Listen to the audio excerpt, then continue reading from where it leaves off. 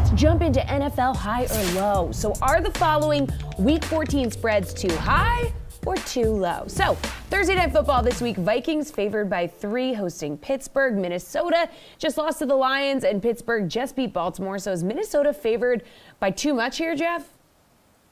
No, I don't think they're favored by too much. I mean, I think you look at these two teams, and it's kind of like the Spider-Man GIF. Like they're basically just pointing at each other.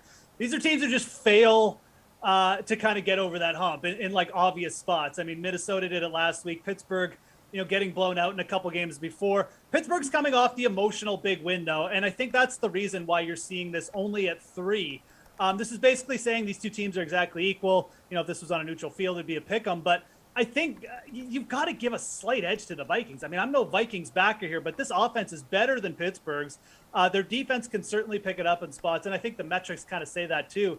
I think this line should be a little bit bigger. And also, if you're betting this game, I mean, I do like the Vikings here. They're 20-10 since 2017 ATS after a loss. This is a good spot for the Vikings to bounce back. It's typically what they've done after a bad loss, and I think they'll do it here. So I think this spread's a little bit too low. Should be more in favor of the Vikes. Gary, do you agree? I'm going to say it's slightly too high, but I really echo the sentiments of Geoff here. This is two teams that are just inherently flawed. They're very similar in the sense that they are completely confounding and very disappointing. But at the same time, the book on Kirk Cousins has always been he just doesn't cover spreads against teams above 500. He doesn't cover spreads at home a lot of the time. In fact, the Vikings, 2-7 ATS their past 9 home games, 1-9 ATS their past 10 games as a favorite. They're just not a trustworthy team. And I'm not really saying the Steelers are, but I think the Steelers defense is the one unit I really feel comfortable just trusting entirely in this spot.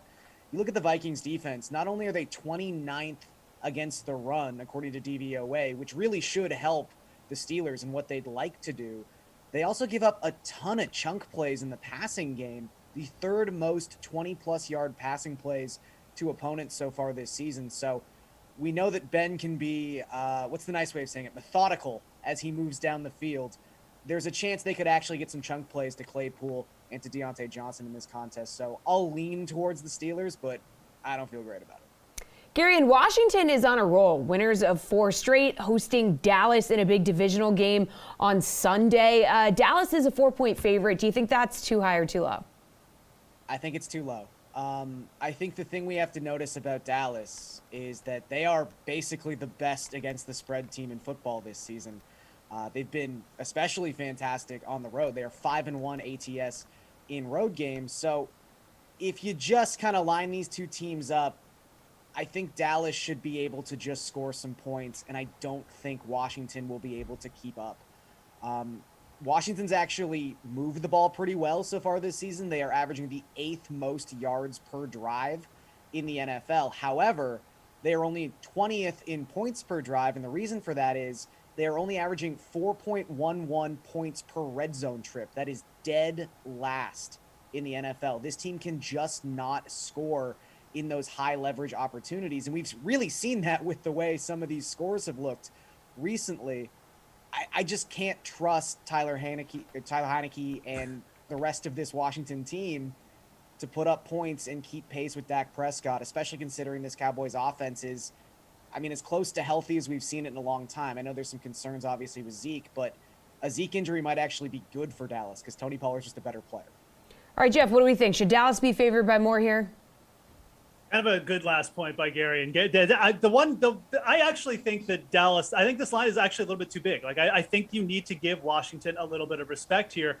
And again, I think Dallas on the whole, sure, they're a slightly better team, but Washington's defense, who we all thought was going to be an elite unit at the start of the year, they've started to pick things up a little bit. They've solidified it a little bit in the secondary. If you actually look at like yards per attempt and what these two teams have allowed, Dallas has been the worst team against the pass over the last few games. Washington has improved in that area.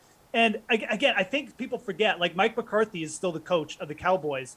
And we saw that play out in the last game where, like, he would not take Zeke off the field, despite Zeke obviously not being 100% healthy. If that plays out again here, I just feel like Washington is a good enough team with a better coaching situation, Ron Rivera, and an improving defense that they'll take advantage, that they will make Dallas at least play a very, very close game. I think with Washington going on the road, winning a close game against the Raiders last week, and yeah, Garion's right, like they're not a perfect team either, but I think the spread should be closer to 3 than 4. And I'm going to say it's just a little bit too high in favor of the Cowboys right now. All right, the Chiefs host the Raiders on Sunday. KC has shown recently that they're back to being the class of the AFC. They're favored by 9.5 at home. Too high or too low, Geoff? Oh man, it's got to be too high, right? I mean, I get it. Like the Chiefs have been covering these.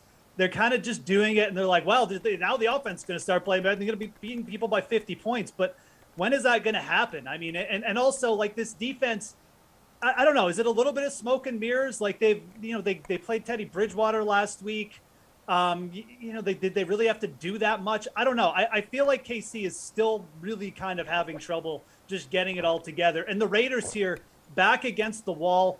I know they can't run the ball, but again, I think the way to attack Kansas City anyways is try and get in shootouts right now because they're kind of having trouble putting points up themselves. So I kind of like the spot for the Raiders to bounce back here. A big piece is going to be whether Darren Waller is healthy or not. If Darren Waller can play in this game, I definitely like Vegas at 9.5. I'd love to see it get up to 10, but I'm going to say this one is a little bit too big, and I think you should take advantage by taking the Raiders if it stays around 10.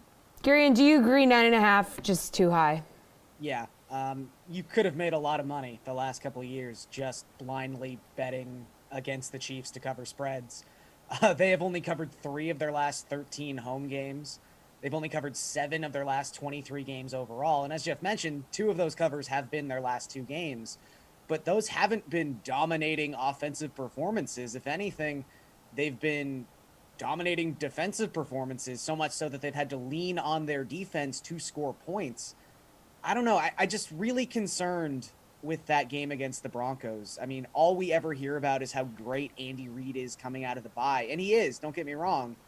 But you really expected the Chiefs offense to look a little bit more polished against the Broncos with 2 weeks to prepare, and they just did not look good. They needed Daniel Sorensen to run back a 75-yard tipped interception for a touchdown to cover that game. I think Vegas can score. I think at any point a backdoor cover is on the table just because you trust Derek Carr to put up a ton of passing yards. I just can't trust the Chiefs to cover an almost double-digit spread at this point. Okay, so a big AFC versus NFC showdown in the 4 p.m. window on Sunday. The Bucs 3-point favorites hosting the Bills coming off that Monday night loss against New England. So what do we think, Garion? Is 3 points too high or too low for the Bucs to be favored? I think like the dirty little secret about the AFC East this season is that they had the easiest possible schedule you could imagine. I mean, there's a reason that 2 of the longest active winning streaks in football are the Patriots and the Dolphins. They just keep playing terrible teams or keep playing teams in terrible situations in terms of injuries or weather. The first one of these AFC East teams to have like a big statement win, it'll be the first time it's happened this season. I mean, I guess you could say Buffalo's win against Kansas City back in week 5, but it seems like we know a lot more about Kansas City at this point now than we did back then. So I guess you can count that one. But honestly, like I just can't trust an AFC East team outside of their own division at this point. The Buccaneers, they're 4-0 ATS their past 4 home games. I think they're just clearly better than every single team in this division. And it's shown in their non-conference record so far this season. They are undefeated against AFC teams so far in 2021. So I will just take the Buccaneers here. I can't trust the Bills. I can't trust anyone in this division. All right, Geoff, what do you think? Yeah, this is a really interesting line. I mean, I think you look at it, and if you sit back, you look, long term, you bring in what the Bills did last year. You say that's probably about right, but Garion's right. I mean, like this team, I don't know if you should take like the last couple of years of data. I mean, I was going to throw it, and the Bills are 8-4-1 since 2019 ATS on the road. Like they've been a very good cover team, but I don't know that you can say that like this line is too big in favor of the Bucs or something, and that like, oh, it should be closer to pick them, because that's kind of just sounds ridiculous. Like the Buccaneers are obviously been the better team, the more consistent team this year, and I think they're kind of getting disrespected here. Again, the Buccaneers are a home team here, and they're only getting 3 points. We're basically saying these teams are almost equal, if not equal. I don't think that's the case at all. Strength of schedule, just what these two teams have done this year too, just from a performance perspective. So if anything, I'd say this line is probably just a little bit too small. It probably should be the Bucs should probably just be slightly bigger favorites. All right, real quick, let's wrap up with the Seahawks in Houston visiting the Texans. Seattle coming off their first win since October. Texans will likely be without Tyrod Taylor in this one. Seahawks favored by 7 on the road. Geoff, too high or too low?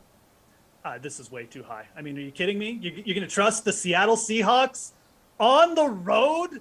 Oh, my God. This team after a win, you go look at Pete Carroll's record over the last, 5 years after a win. I'll try and bring it up here really quick. It's not good. The Seahawks are 19-27 ATS after a win covering, and now you're this season with them banged up. No, this one's way too high. There's no way you trust Seattle here. You agree, Garion?